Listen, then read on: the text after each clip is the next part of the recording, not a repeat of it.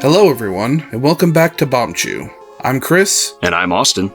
And today we're taking a look at the Humble Choice bundle for September of 2020. Things on the outside world don't seem to be settling down anytime soon, as even my rural Midwest area was recently hit with an outbreak of the virus. So this is just another friendly reminder for everyone to do your best to stay safe. And moving on to a more lighthearted tone, what better way to stay safe than to stay inside and play some games? Let's take a look and see what Humble has for us this month.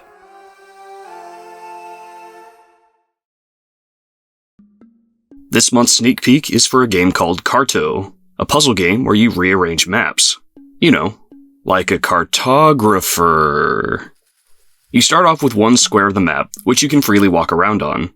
As you find more, you can place them however you like, as long as the tiles they touch match the type of land they have on their edges. Don't like where you placed a tile? Move it. As you explore, you'll run into people who want you to help them in one way or another, usually by setting up tiles in a specific way on the map, making new things appear where once there was only simple land. It's a cool concept, and it has a cute art style. The demo's only 10 to 15 minutes, and if you're into it, the full game launches on October 27th.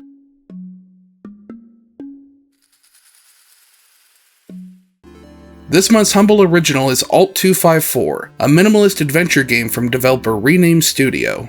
Alt 254 has you playing as a single black pixel, as the game's titular alt code would suggest, as you're dropped into a strange and unforgiving world. This game is about as straightforward as simple as you can get, as the first thing that came to mind when I started playing was the original Atari game Adventure. You can move, grab blocks, and do a sort of dash that serves as a method of movement as well as your only attack. That's kind of it, I think? This game was a really frustrating experience for me. I can definitely get what the developer is going for, but there's a lot about it that just doesn't feel like it works. Visually, the game is hard to look at. I'm all for a minimalist and simplistic art style, but the presentation here is just bad. Having this gigantic frame surrounding a tiny box where the actual gameplay happens just doesn't look appealing. Combining that simple art style with the small visual play area was very quickly starting to give me a headache. Luckily, there is an option to make the gameplay part of the screen a bit bigger, but it still sucks to look at. The actual gameplay itself is really nothing to write home about. You're left mostly just wandering around looking for keys to unlock colored doors, and make some vague sort of progress throughout the world. Vague is actually a good word to describe almost every aspect of Alt 254. The visuals are vague in nature. You can vaguely see the game itself as you attempt to make some kind of vague progress through the vague promise of unlocking the bigger mystery of the world.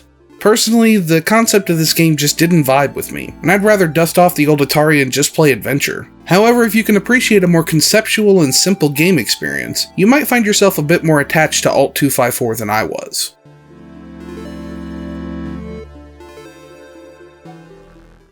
Fun with Ragdolls is a sandbox physics simulation game from developer Jaden Barnes and released in 2019. Fun with Ragdolls is essentially a stripped-down version of Garry's Mod. You can place a variety of objects with different functions and behaviors in a blank environment, and use that to design different minigames, recreations of other games, and all the random junk you'd expect to find in an average list of popular Happy Wheels maps. I tried messing around with the creation tools for a bit, but just couldn't really figure out anything all that interesting to do with the pieces I was given. So I went and started downloading a bunch of random popular maps and trending user-created maps. It's somehow worse than I could have thought. While I'm sure some people did put time and effort into making some of these levels, it's just all bad, mostly due to the limitations of the game itself. Everything about the underlying system and mechanics feels extremely shallow and limited by design. This definitely feels like a game intended for children, but the creation controls aren't as accessible as they might have intended, which just leaves us with this mess of a game. Even as a game for kids, Fun with Ragdolls fails to live up to its name in any way, shape, or form. Despite the overall positive reviews on Steam, the in-game community either isn't really there or just isn't able to make anything of quality with these tools. Without that quality of user-generated content, all you're left with is a collection of lackluster tools and a blank void, completely bereft of anything even approaching fun. Don't waste your time with Fun on Ragdolls, just go buy Garry's Mod instead.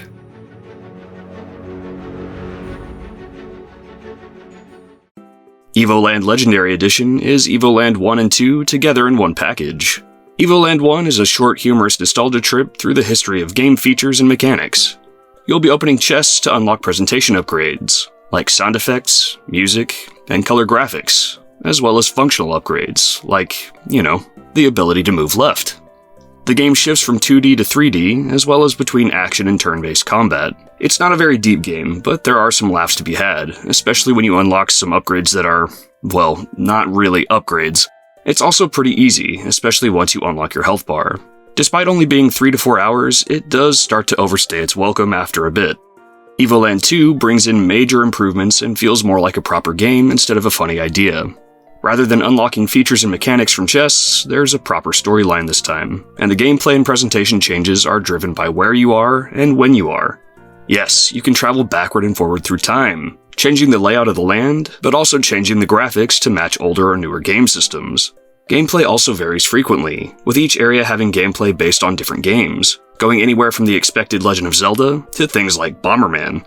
It's also a much meatier game, clocking in at 15 to 20 hours. I would get more into it here, but it's better to leave a lot of it to surprise you. If you like a variety of games as well as older titles, you're likely to have a good time here.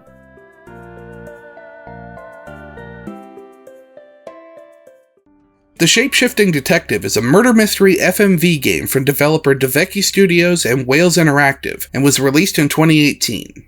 Players control Sam, the game's titular shapeshifting detective. And no, that's not some kind of metaphor. You are literally a detective, who is also some kind of shapeshifter. You're sent to a small town to investigate the murder of a young woman. The local police chief suspects a group of tarot readers who recently came into town. They claim that the cards brought them here to try and prevent a murder. And then there's the forgetful, possibly schizophrenic innkeeper, who sure does act like a serial killer for some reason. It's all very over the top, and I'm loving every minute of it.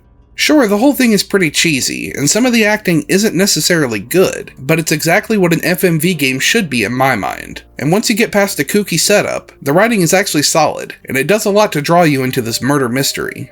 The gameplay starts out pretty standard, with you able to explore a couple of areas and ask people questions to try to learn more about the mystery. However, the addition of the ability to shapeshift really makes things interesting. As long as you're somewhere discreet, such as your own room, you can turn into and sound like anyone you've met so far. This allows you to go back and explore the mystery from every angle, trying to figure out who might reveal their secrets to which person. The game also apparently has a somewhat random number of ways the story can play out, with different killers emerging each time. As long as the writing is able to stay consistent without making the player feel like they're being lied to or cheated along the way, I could definitely see myself coming back to this game over and over again. It's not perfect, but you can feel the love and dedication everyone involved put into it, and even when it's not great, it still makes you laugh. Even if it doesn't seem like your kind of game, I strongly urge you give the Shapeshifting Detective a chance to win you over.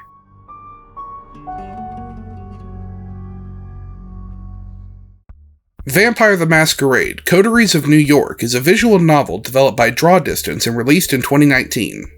Coteries of New York puts players in control of a person who has been turned into a vampire against their will. Before they even know what's happened, they are thrust directly into New York's major vampire faction as you attempt to adjust to your new unlife as a creature of the night.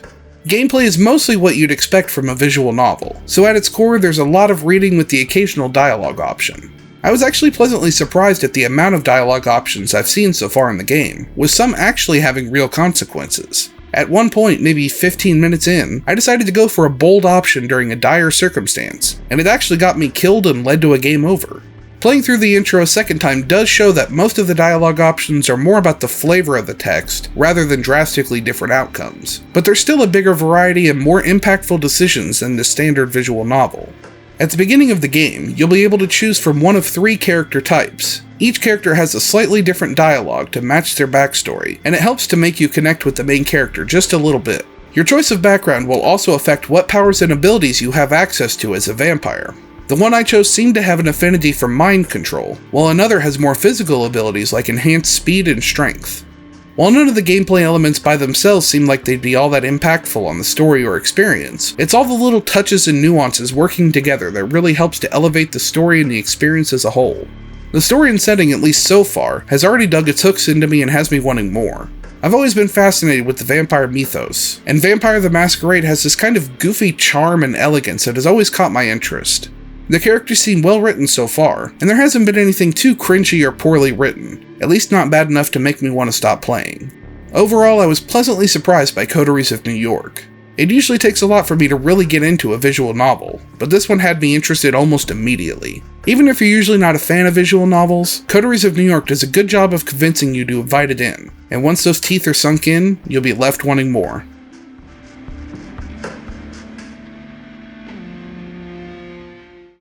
Catherine is a puzzle game from developer Atlas and originally released on consoles in 2011 and on PC in 2019. Catherine has you filling the shoes of Vincent, a man in his 30s with no real drive or direction, and who doesn't want to rock the boat when it comes to his relationships or really anything, mostly out of fear of upsetting the safety and comfort of the status quo. He's torn between his girlfriend Catherine, who he's been dating for a long time but is pushing him towards growing up and the possibility of marriage, and this mysterious woman he's just met, also named Catherine, who seems content to just have fun with Vincent the way he is. The story's really well written, and if you're a fan of Atlas' other games like Persona, you'll feel right at home with the over-the-top, bizarre, but also somehow grounded and personal storytelling. As a sometimes directionless guy in his 30s myself, I can definitely identify with a lot of the emotions and ideas going through Vincent's head, and it does a lot to pull me into this strange world. That being said, I'm sure there's at least a few of you wondering how this leads into a puzzle game. Well, every night, Vincent is transported into some kind of strange nightmare world, which is where the majority of the real gameplay takes place. Players are tasked with attempting to climb to the top of a tower of blocks in order to escape the nightmare. Take too long or suffer any mishaps along the way, and you might end up dying. In order to climb to the top of the tower, you'll need to push, pull, and climb along the blocks in order to make a path up to the top. The blocks work on a mechanic called edge, where as long as two blocks are touching on any of their edges, they'll stay held up in their position, even if you push or pull other blocks from around them that you'd think would cause them to fall. It doesn't take long to figure out the basics once you actually start the first stage, even if you don't fully understand all the mechanics that make things work. However, it doesn't take long for the difficulty to start ramping up. You'll need to start grasping some of the more intricate and complicated techniques available if you want to survive. Even by the time I got to the second stage, I was already starting to feel the pressure as I fumbled around trying to pull off different techniques, although I did manage to stay alive. Luckily, each stage is broken up into sections, with a sort of safe zone resting area in between each section. In this rest area, you can talk to the other sheeple trying to survive. Some of them will expand the story or sell you items to help you during the puzzle stages, but most importantly, they'll teach you more and more advanced techniques and strategies. These are essential if you want to stand any chance of making it through Catherine. The real-world segments are mostly cutscenes and story, though there's still enough interactions to keep your interest. You'll be offered some dialogue options, as well as how Vincent responds to text messages, both of which can change his morality meter as well as his relationships with other people. There's a pretty wide spectrum of endings available, all depending on the choices you make. The regular world portions serve as a nice palate cleanser after the stressful and chaotic puzzle segments, and gives the player just enough input to keep you from getting bored. In case you can't tell, I really like Catherine. I first bought this game back in 2011, and I'm glad to be coming back to it now on PC. The core puzzle gameplay is the perfect blend of easy to learn and hard to master, as well as just being a really cool and unique gameplay concept itself. The writing and presentation is top-notch, and full of that Atlas style and charm. If you enjoy puzzle games and can get down with the bizarre and personal story, then you'll definitely need to give Catherine a shot.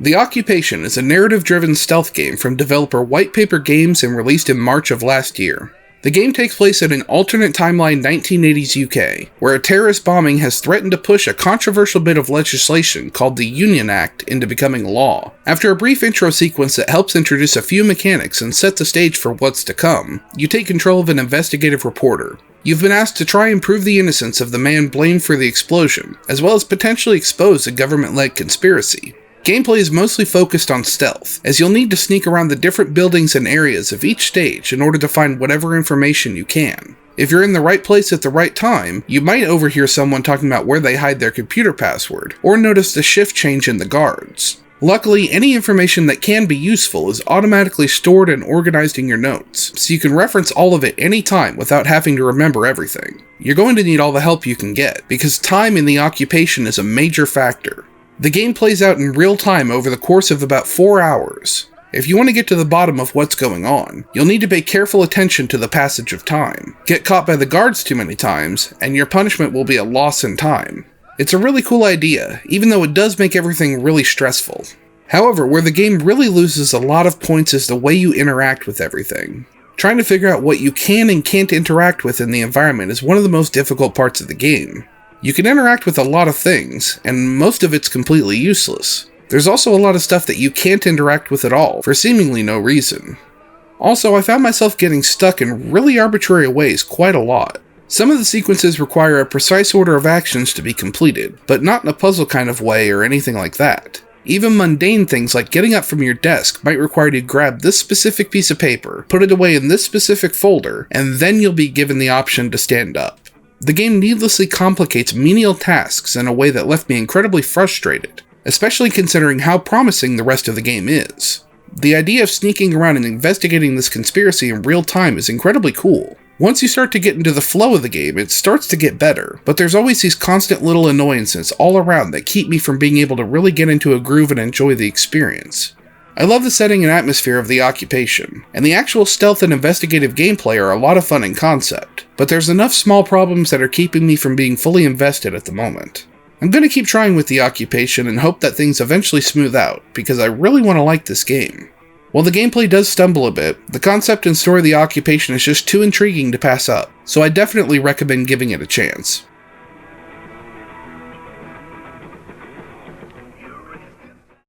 Yooka-Laylee and the Impossible Lair is the surprise follow-up to Yooka-Laylee. Instead of being a spiritual successor to Banjo-Kazooie, this one targets another legendary Rare franchise, Donkey Kong Country. You'll be playing through side-scrolling levels, rolling and platforming your way through while finding secret coins, feathers, and tonics. There are a couple of interesting twists here. First, the titular Impossible Lair is the final level of the game, and it's available for you to play from the start of the game. It's a long and very difficult level, but to help you get through it, you can recruit an army of bees to serve as a shield for you. Each regular level of the game earns you a bee soldier, meaning you can take one extra hit in the Impossible Lair. It's a really cool idea of slowly but measurably increasing your protection level to make it further and further into the final level. You can, of course, ignore this last level until you beat the rest of the levels, but it's cool that the option is there. Between levels, the overworld kind of serves as its own level, with puzzles and platforming challenges to complete to unlock more levels, or make changes to the overworld. These changes can help you access new areas, or they can affect levels that you've already played, like flooding water into a previous level, modifying it into something new, and unlocking different paths in that level.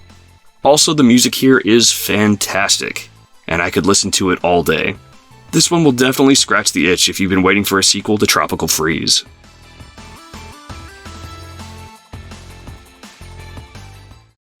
Generation Zero is an open-world survival shooter developed by Avalanche Studios and released in March of last year. Generation Zero takes place in an alternate history version of Sweden, who were left wealthy but paranoid after the events of World War II.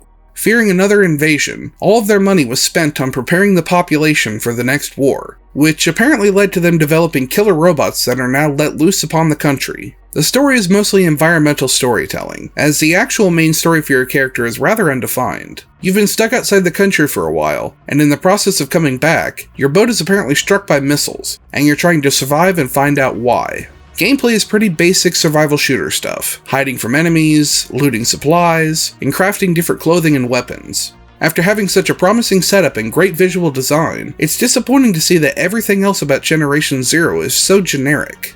The guns feel okay, hiding from enemies works about how you'd expect, and the moment-to-moment gameplay is just so average that it hurts. Houses and locations all feel the same, and the variety of loot available doesn't do much to entice the player to keep looking for more. Everything also feels incredibly spaced out for the sake of padding out the gameplay. I felt like I was spending more time just running from one faraway objective marker to the next, with nothing but trees, hills, and easily avoided robot patrols to accompany me. Don't get me wrong, the vibe of strolling through this normally idyllic countryside, only to look over and see a weird military robot scanning for humans is definitely a vibe I can get behind. It's just all style and no substance, and it doesn't work at all. I tried joining a multiplayer match, thinking that maybe going through this slog of a game in co-op might be a bit more fun, but that was another mess entirely. Because I hadn't progressed very far in the game yet, I didn't have access to fast travel anywhere else on the map, other than one of the other players' safe houses. It still wasn't that close to the rest of the players, but at least it was closer than where I was. Unfortunately, that safe house was completely surrounded by robots, and I was killed 3 or 4 times before I gave up and backed out. I was so ready to like Generation Zero, solely based on the game's style and presentation. Visually, it's very impressive, and the design of the robots looks fantastic. At times, it almost reminds me of some of the designs from the Half-Life series. However, everything about the gameplay is just so aggressively average that it's hard to have any real fun. It also makes Generation Zero really hard to recommend to anyone, and I definitely won't be spending any more time with this game.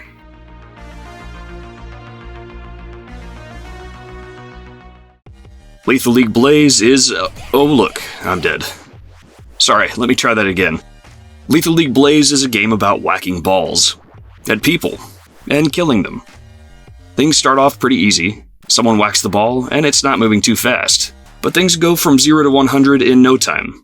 Before long, the ball is flying so fast that it's bouncing off the opposite wall and the back of your head at the same time. Your goal is to survive and kill any other players in your match. You can hit the ball normally or with a charged hit. You can bunt it to slow it down and throw off other players, only to hit it again and make it go even faster. You can grab and throw the ball to give it a huge but temporary boost in speed, and if you charge up your meter, you can use a special move that is unique to each character, such as making the ball pass through walls and back out the other side of the room. As the ball builds up speed, hits start to get really flashy with a big pause and weather effects to emphasize how much power you're pouring into the ball. It requires twitch reflexes and some bold moves to win, and it's a ton of fun with friends. Awesome music too, with bangers left and right. I can't wait to put more time into Lethal League Blaze.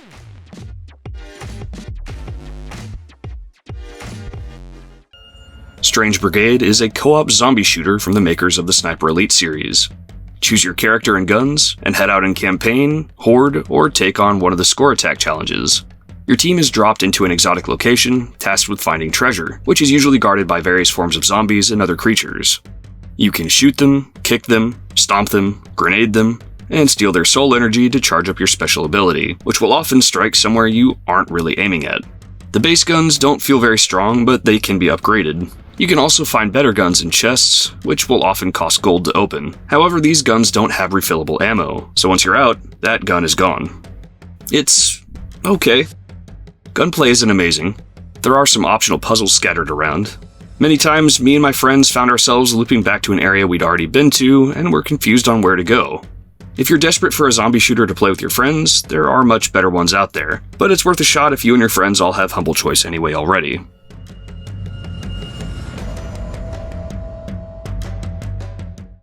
Golf with Your Friends is a multiplayer mini-golf game. With your friends. Controls are super simple. You move the camera and aim with the mouse, hold left click and drag your mouse to adjust the power, and let go to hit the ball. You can play on one of the official levels that come with the game, and when you get bored with those, you can go play other people's creations in the Steam Workshop. Some of these are terrible courses, but there are also some really good creative courses there too. And wherever you end up, if you're playing with friends, you can still have fun on those terrible courses, because at least you're suffering together. By default, ball collision is turned off, but I highly recommend turning it on, especially because there are no turns. Everyone plays at the same time, so you can really create some chaos and cause some rage when somebody finally makes it past a hard section where you've been lying in wait. This game only requires one hand, so it's a great game to play with a drink in the other, while you have a chill or maybe not so chill night with your friends. I have 65 hours and counting in this one, and I expect to play a lot more in the years to come.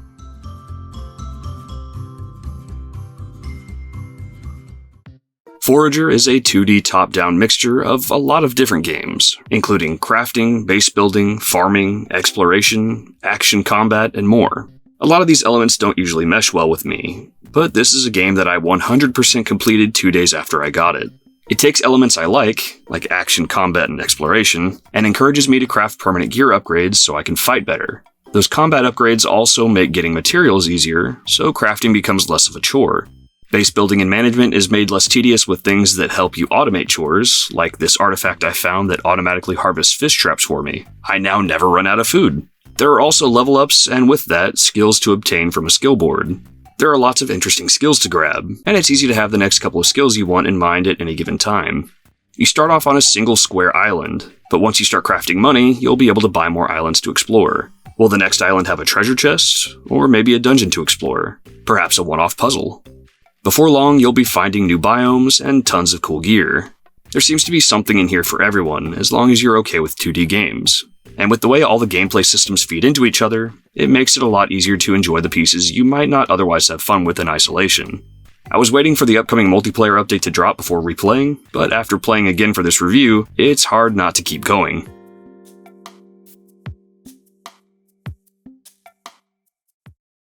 So overall, how is this bundle? There were a lot of really good games this month, and 4 multiplayer games that don't require you to know people who own the game with you. I really like seeing more multiplayer games in the bundle, as my friends are always looking for new stuff to play together. Catherine is a game I've been wanting to play since it originally came out in 2011, and Yooka-Laylee is filling my need for a new Donkey Kong Country game, one of my favorite series growing up as a kid. It also felt like there was a really good mix of genres. There was a distinct lack of focus on AAA titles, but I'm happy to have an indie-focused month. I think my only beef with this month's bundle is that there weren't very many games that I hadn't heard of before. I really like to discover new games I wouldn't have found otherwise. That said, I got a number of games on my wishlist checked off, and it's always great to see more people discovering games I already really love. I'm pretty much in agreement with everything Austin had to say. Sure, there's a few low points this month, like the massively underwhelming Generation Zero, or the horribly lackluster fun with Ragdolls, but the high points more than make up for it. There's a lot of really great narrative-focused games here, as well as a good blend of classic throwbacks and unique twists on established genres. It's all definitely more indie-focused, but if I can get this much enjoyment out of a bundle, I'll gladly sign up for more games like these. If you want to see the value of each game in the bundle, we'll have a price breakdown on screen.